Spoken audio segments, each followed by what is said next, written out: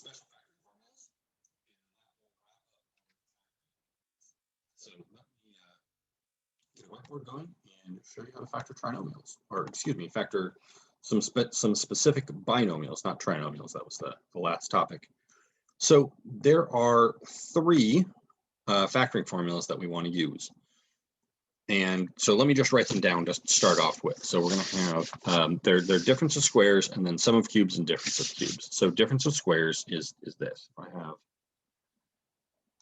anything that's a squared minus b squared, I can factor it as a plus b times a minus b, which we saw a little bit of in the last topic, right? This turns out to be very, very useful. You really want to remember this formula, and luckily it's easy, right? Not a hard thing to remember. Everybody knows difference of squares pretty much, but it is a thing that comes up a lot, and not even in places where you would think, like, I'll show you how to use it to multiply some numbers in a little bit. And then there's two other ones, sum of cubes and difference of cubes. So this guy's difference of squares because two squares being subtracted. Sum of cubes looks like this, a cubed plus b cubed. It's a formula for that. And that is a plus b times a squared minus ab plus b squared. Now, I will give you this on the test because I honestly don't particularly care if you memorize it. It's not a thing that you will use all that often. It's mostly just for specifically factoring sum of cubes and difference of cubes, which we'll talk about in just a second, which is exactly the same formula, except here's the things that are the same. The a and the b, all the a's and b's are the same. The only thing that changes are the signs. And I'll give you a mnemonic device for the signs in just a second. So this one is going to go minus plus plus. So that's the formula for difference of cubes. So the difference of cubes and sum of cubes formulas, let me actually come back to those in a little bit when we start using them. I want to show you difference of squares first, because that is by far the more important of the two. There are actually several other applications that use this, which I don't really want to go into right now. I'll just show you like a cute number multiplying trick. So first, let's do this. So I'm going to do difference of squares first, and I'm going to factor something easy, right? X squared minus 9. And so let me do this. I'm going to a plus b, a minus b. So if you have two things that are perfect squares, like we do, and they're being subtracted, then you can factor it like this. So the trick to doing these, and here's where students often have some trouble, but the trick to doing these is just identifying what a and b are and then putting them straight in the formula. You don't really have to think about how to factor this. As soon as you recognize it's a difference of squares, it's done. You just figure out what a and b are and put them in the right places. So in this case, so the way I want to think of it is this. I want to think of this x squared as it's something that I need to square in order to get x squared. And you might be saying to yourself, Jeff, that's obviously x. Why are you going through all this effort? I will show you in just a second. When this gets harder, you're going to want to think of it this way. So what I'm looking for is I want this thing to be x squared when I'm done, right? So pretty clearly x needs to go in here. Similarly, I want this to be 9 when I'm done. So the thing that needs to go in here is not 9, but 3.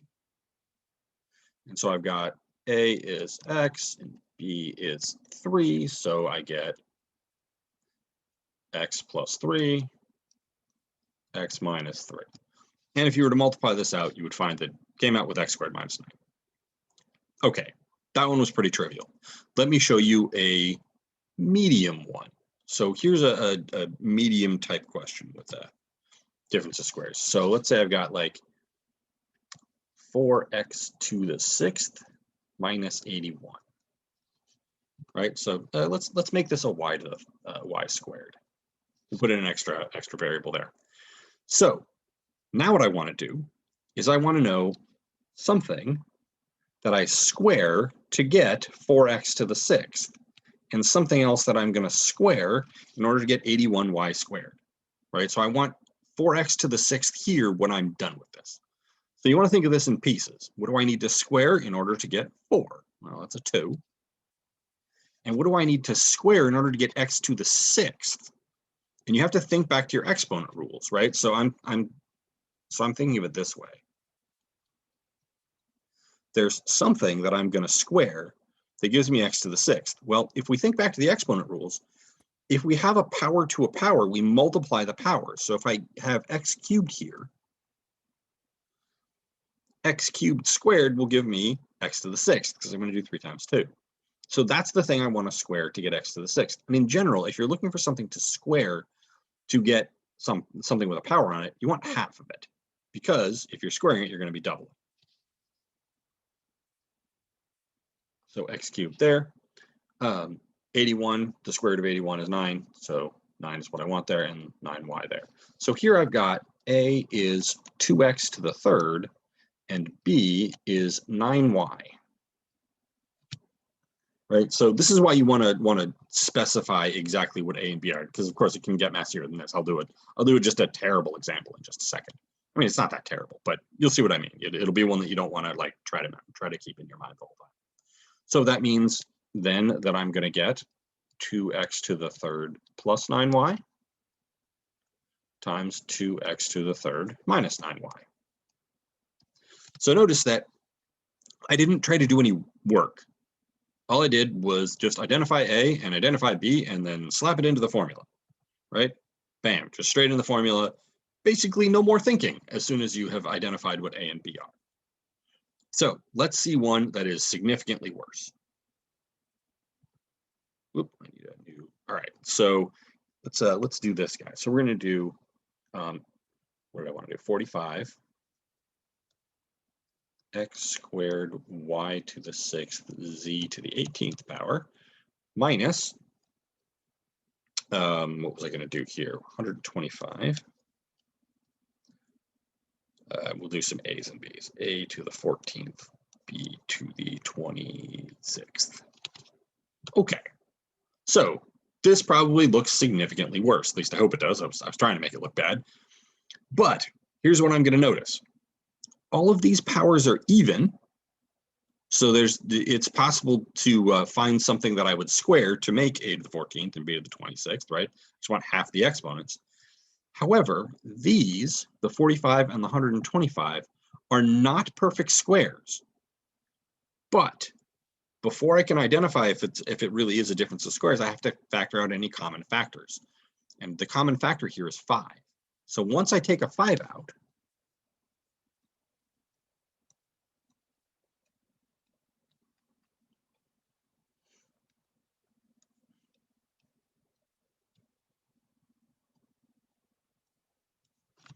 you'll see that 9 and 25 are perfect squares. So I can do this by difference of squares, so I will.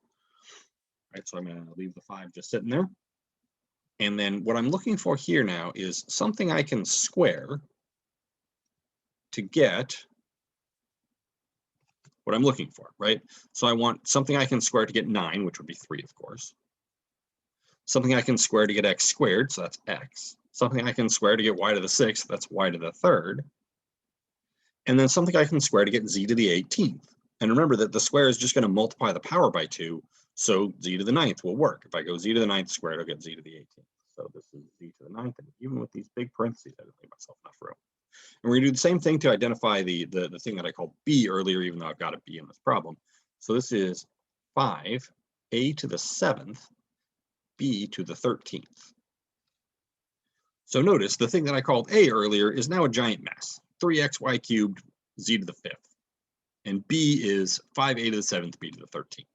Right, so I'm going to write those down. A equals 3xy to the 3rd, z to the 9th, and b is 5a to the 7th, b to the 13th.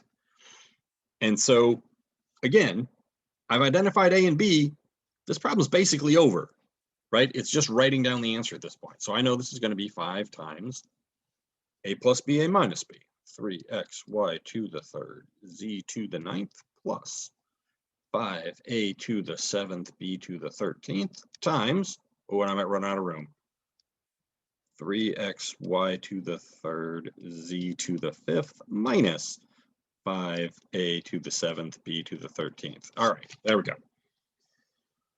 So yeah, notice that once you identify what your a and b are, you just kind of turn off your brain and put it in the formula.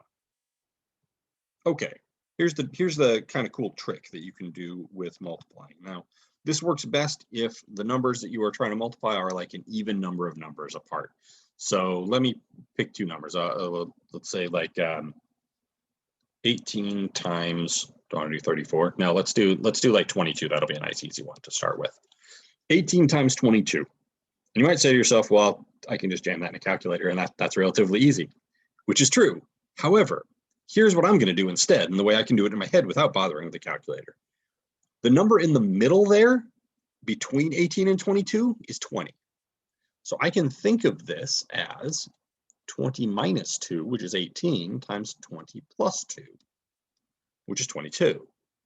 And then when I multiply these, I know it's going to come out to be a squared minus b squared, because this is the difference of squares formula, right? This is 20 is a and 2 is b.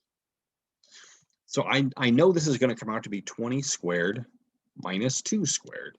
And I can do that in my head pretty easily, right? This is 400 minus 4, which is 396. So as long as you know a bunch of perfect squares, which there's not all that many to remember really, and like 20 is an easy number to square, you can shortcut some multiplication, which is nice. It's a neat multiplication trick. If you had me in class and you were getting lectures from me, you'd see me do this actually a fair amount in class. Let's try one other one. So it works best if there's a number in the middle, right? So that only is true if these are an even number of numbers apart. So these are 4 apart. So it's relatively easy. So let's do something that's worse. Let's do like 23 times 37. Right, let's do that one. Now I'm going to think of this as 30 minus 7 times 30 plus 7, which is going to be 900 minus 49, which is 851. There we go. 23 times 37 is 851. So that's a trick I end up using fairly frequently. It works best if these are an even number of numbers apart. If they're an odd number of numbers apart, you have to do it with decimals, which is messy. I usually don't bother. I would use some other trick or just a calculator for those guys. And if especially if they're like away from a multiple of 10. So for instance, 20 squared is really easy. 30 squared is really easy. If I had made this, 34 times 40, right? That might be a little harder because the number in the middle there is 37, and I don't remember what 37 squared is off the top of my head. And so that's, use it selectively is what I'm trying to say here. Okay. That's really what I wanted to say about difference of squares. Let me back up one screen here and mention that before determining what kind of problem you're trying to factor, you do want to factor out the greatest common factor, because sometimes, like if you just looked at this problem originally and didn't do the factoring, you might immediately think to yourself, well, that's not difference of squares because 45 and 125 aren't perfect squares. And so it can be a little hard to see if you don't factor the GCF out. So make sure you do that. You always want to factor the GCF out no matter what type of factoring you're doing. Always helpful. So let me show you sum and difference of cubes. So here I'll give you the formulas again. They are, so a cubed plus b cubed is, I'm going to space this out a little bit. So this is a plus b, I want some room to write in here, times a squared minus ab plus b squared. And this other one, a cubed minus b cubed, factors like this, a minus b times a squared plus ab plus b squared. Now, I don't know if you recall this, but a few topics ago, I mentioned that I actually don't have a particularly great memory for formulas. And this one, I don't have memorized so much as I know a mnemonic device for the signs. And the mnemonic device is SOAP, S-O-A-P. And this stands for same, opposite, and always positive.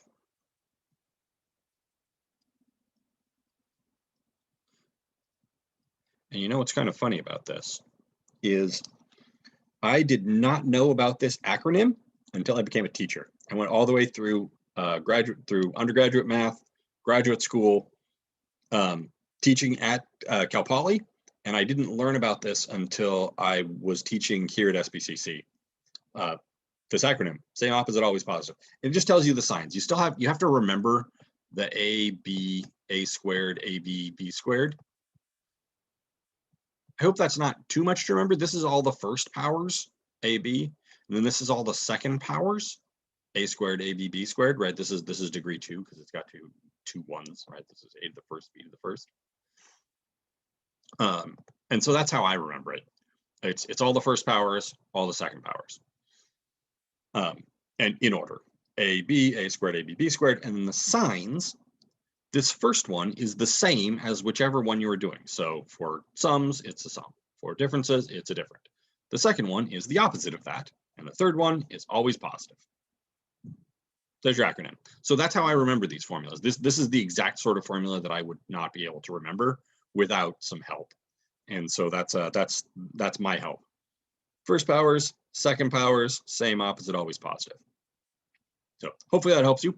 We're going to use these in just a second. The strategy for using them is very much the same as the strategy for using the sum or using the difference of squares. And by the way, I should mention, there is no formula for sum of squares until you get to complex numbers, which we're not going to talk about in this class. But they're like, if you try and factor something that's a sum of squares, it just won't work. There's actually nothing that works except for imaginary numbers. You might know complex numbers as imaginary numbers, which is a little bit later in algebra. It's a thing that's sometimes covered in this class, but I'm choosing to skip because it's summer and then less material is good over summer. It's very, very dense. So let's do an example. So my first example is going to be very simple. I'm going to do x to the third minus 27. Let's do plus, just to mix it up. So here, I'm going to do the same thing I did before. I'm looking for some number that to the third gives me x to the third, and something that when I raise it to the third gives me 27. So the x thing is obvious, right? It's going to be x to the third. That's what I need to raise to the third power. I hope you remember that 27 is 3 to the third. So we can just use that. And then so my a is x, b equals 3. And so I'm going to use the formula from the previous page. Feel free to go back and look at it. I'm not going to reference it again. So it's going to be x plus 3, so same. And then we're going to have x squared, 3x, and then 3 squared, which is 9. And so I have same, opposite, always positive. There you go. That's how it factors. Let's do a harder one. Give myself a little bit more room. So let's do something a little bit worse. So in the same way that any exponent that is even, there's something you can square to make that exponent. What you were looking for cubes is multiples of 3, and we're going to want to divide by 3 instead of 2 to find what we're doing. So let's see what that looks like. So I'm going to do 64 a to the third minus 125 b to the sixth. And so what I'm looking for, well, let's set this up first. So I need something cubed minus something else cubed. And the thing that's going to go in the parentheses is, well, the number that I need to raise to the third power to get 64 is 4. You might want to memorize a list of squares and cubes, by the way. It's actually pretty useful. I think the A is pretty obvious. 125 is 5 to the third.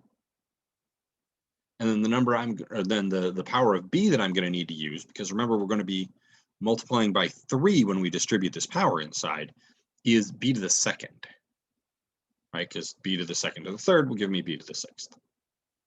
So now my a is 4a, my b is 5b squared.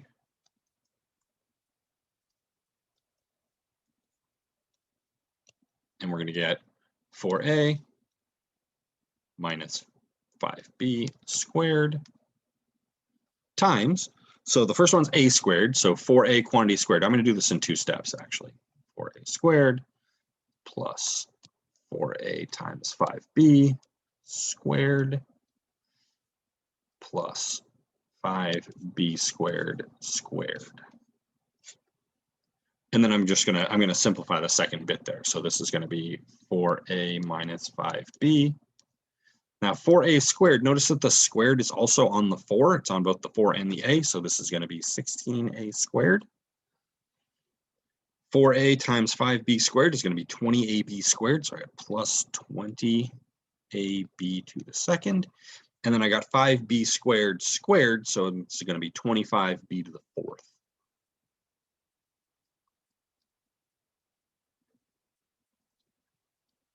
And, let's make these look a little bit nicer than that.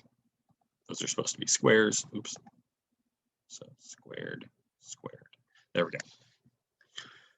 So again, this one is a little bit less turn your brain off. There's still some work to do. But when you're doing this step right here, don't try to do anything fancy. Just literally write in the A's and the B's. And then in the next step, simplify. And then this guy is how this factors. All right, one last one. Actually, I probably need to do two more. So what if we have something like this? Let's say I have t to the sixth, let's do minus 1. That looks pretty straightforward, and it is, but there's an extra step that you might not realize.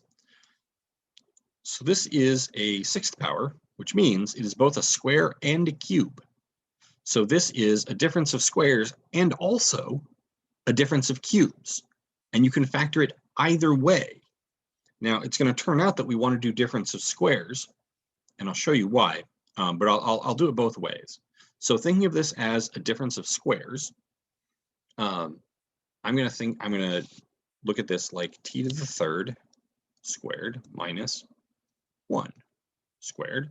So my a is t to the third and my b is 1, so that means I'm going to get this t to the third minus 1, t to the third plus 1. Great, that was easy. No problems there. However, notice that this is a difference of cubes now, and this is a sum of cubes. So I can factor this some more. So I'm going to. So I'm going to factor this first one. Again, I'm going to use the difference of cubes formula. A is t and b is 1, right? And so feel free to look back if you want to see what that looks like, but that is going to be t minus 1. That's a terrible minus sign. Let's try that again. T minus 1 times t squared plus t plus 1 times t cubed plus 1 is going to give me t plus 1 times t squared minus t plus 1. All right, so that's a little more complicated. Let me label this because people always have trouble seeing this. So this bit was from here, and then this bit was from here.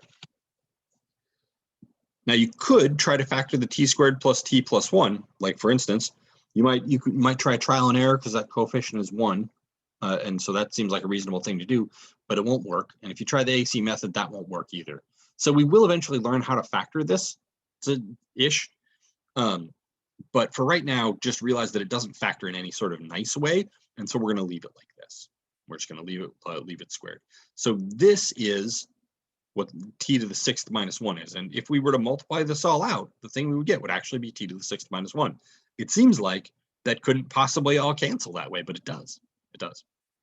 So let me show you what I was talking about, doing the difference of squares first, because you could do difference of cubes, right? I could write this as, do this again, t to the sixth minus 1. I could do this. I could say that this is going to be something to the third minus something else to the third, and use t squared and 1, right? So this is still t to the sixth, and this is still 1. And then use the difference of cubes formula, which would give me this. I would have t squared minus 1 times t squared squared plus t squared times 1 plus 1 squared. And I'd simplify this, and I'd got t squared minus 1 times t to the fourth plus t plus 1, t squared, excuse me, plus 1, like that. And then I would notice that this was a difference of squares and say, okay, well, I can factor that t squared minus 1, that's t plus 1, t minus 1. This guy is t to the fourth plus t squared plus 1. And then we're kind of stuck. It's not obvious how this factors. We don't have good ways to factor squares like this. And so it turns out that this does factor in a way that you wouldn't necessarily expect.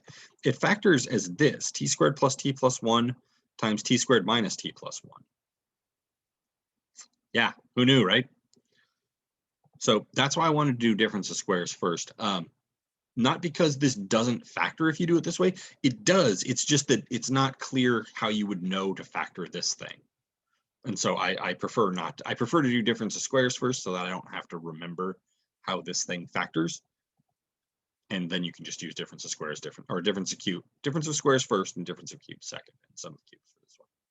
So that's how you handle sixth powers. Do the difference of squares first. If you have a difference of sixth powers, do difference of squares first, and that will leave you difference of cubes, which you can then use the formulas on. Okay, was there one other thing I wanted to say? Difference of squares, difference of cubes. Not really. Oh yes, I actually do want to do one more thing. So you always want to factor these things all the way, and in like sixth powers, fourth powers sometimes we'll ask you to do this. So for instance, let's say I have x to the fourth minus 16. All right, well, this is pretty clearly x squared squared, and this is 4 squared, and there's no GCF to take out. So I think this is clearly a difference of squares. So let's do that.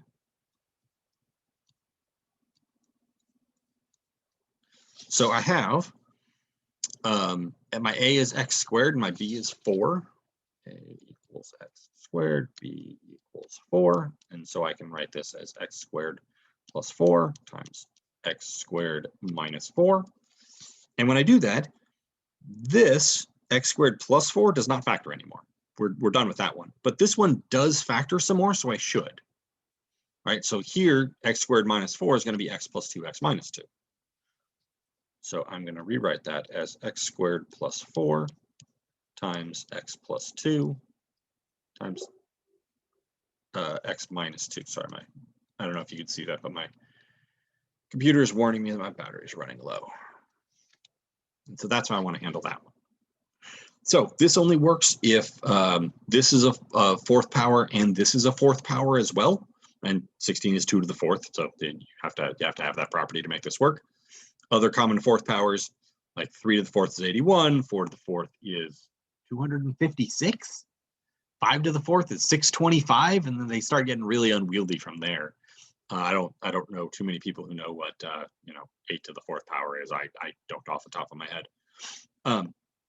So yeah, with this one and then the last one, you really want to remember to factor completely. And if after you are done factoring, the things that you get factor some more, you got to factor them some more, because the idea is to get this into as small of pieces as possible, not in terms of number of parts, because right, this is clearly larger than that, but in terms of degree. You want the degrees of the polynomials that you're factoring into to be as small as possible. That turns out to be really, really helpful when you're analyzing these in a future class. We're not going to do it, unfortunately. I wish we had time.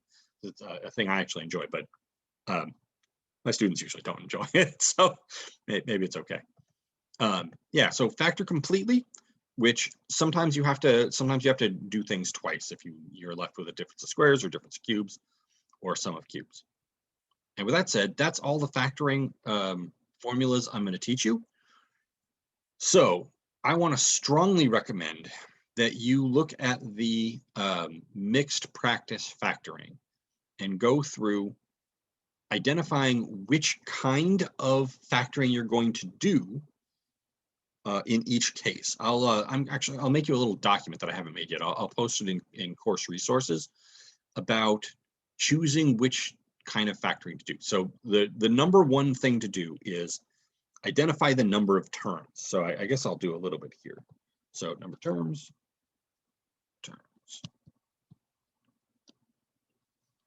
2, 3, or 4.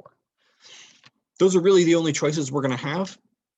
I'm not going to give you something with like 6 terms to factor. You wouldn't know how. And also, to be fair, I probably wouldn't know how either. It's a bit of a mess. factoring with more terms than this. So if there's two terms, that is to say it's a binomial, the first thing you want to look for is special formulas. Difference of squares, sum of squares, difference of squares, sum of cubes, difference of cubes. The ones we just learned a second ago, and this video is about special formulas. For three terms, you want to think of AC method or trial and error, the ones from the previous topic.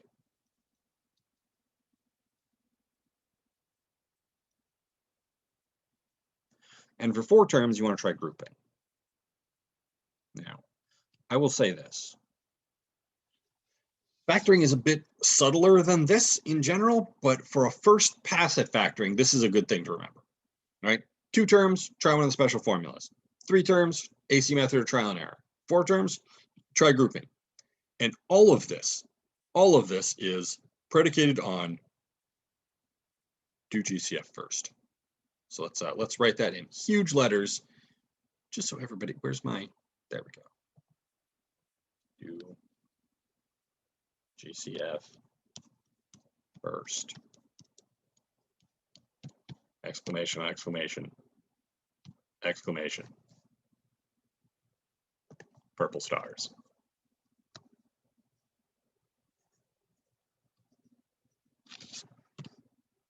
That's enough. Okay, do the GCF first. Always. Makes your factoring easier. In many cases, makes your factoring possible. But that's what you want to do. Do GCF first, and then after that, count the number of terms and determine what you're going to do after that. But always do GCF first. Okay, that's all. I will leave you on that note, because that's the thing I really want you to remember more than anything else. GCF first, then count your number of terms. If it's two terms,